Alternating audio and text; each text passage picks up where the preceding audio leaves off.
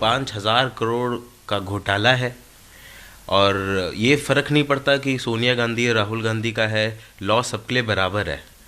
Law is harsh but it is the law, वो सबके लिए बराबर है। तो अगर वो गिल्टी हैं तो मेरे हिसाब से तो अब उनको अरेस्ट किया जाना चाहिए सेक्शन 19 PMLA के तहत, और मैं आगे इस कार्रवाई में वही देखता हूँ।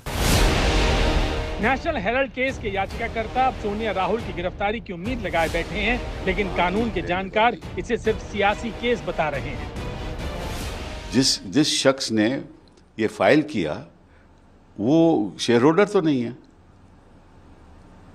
और AJL ने तो कोई कंप्लेंट नहीं किया, कंपनी तो कोई कंप्लेंट नहीं किया, तो इनको क्या तकलीफ हो रही है? और कौन से प्रोसीड्स ऑफ क्राइम जिसको कहते हैं कि भाई जुर्म का जो पैसा है, कौन से जुर्म का पैसा इनके पास है? ये बड़ा विचित्र केस है जो शुरू किया गया है बिना किसी 1 रुपये के स्थानांतरण हुए, बिना किसी 1 पैसे की प्रॉपर्टी के स्थानांतरण हुए। ये एक फेक केस है जिसमें कोई भी तथ्य नहीं है, निराधार है, और अंततोगत्वा इसमें कोर्ट्स ये स्पष्ट करेंगे। अभी सिर्फ एक कानूनी प्रक्रिया चल रही है। नेशनल हेराल्ड से ज्यादा ED पे कहना है।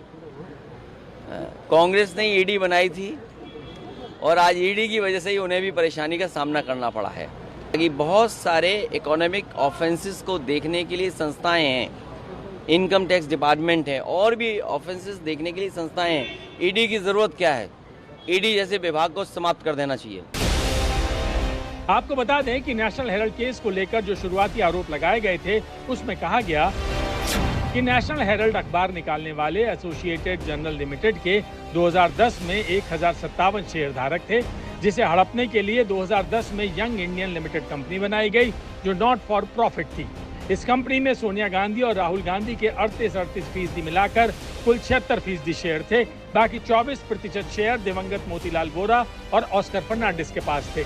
इस कंपनी ने AJL को कांग्रेस पार्टी की ओर से दिया गया 90 करोड़ 20 लाख रुपए का कर्ज माफ कर दिया और सिर्फ 50 लाख रुपए के बदले में AJL के सारे शेयर ले लिए। इस तरह 2000 करोड़ रुपए की संपत्तियों वाली कंपनी पर सोनिया राहुल की स्वामित्व वाली कंपनी का कब्जा हो गया, जो गैर कानूनी है। बीजेपी की ओर से हम पूरी भर्त्सना करते हैं कांग्रेस पार्टी की प्रतिक्रिया की, और ये जो ED को धमकाने की बात की जा रही है बहुत दुर्भाग्यपूर्ण है। बिल्कुल ये देश की कानूनी प्रक्रिया का सीधा उल्लंघन है, इसे हम उचित नहीं मानते।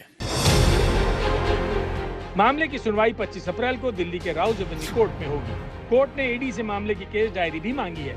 2012 में बीजेपी नेता सुब्रमण्यम स्वामी ने सोनिया, राहुल और उनकी सहयोगी कंपनियों से जुड़े लोगों के खिलाफ इस मामले की शिकायत की थी।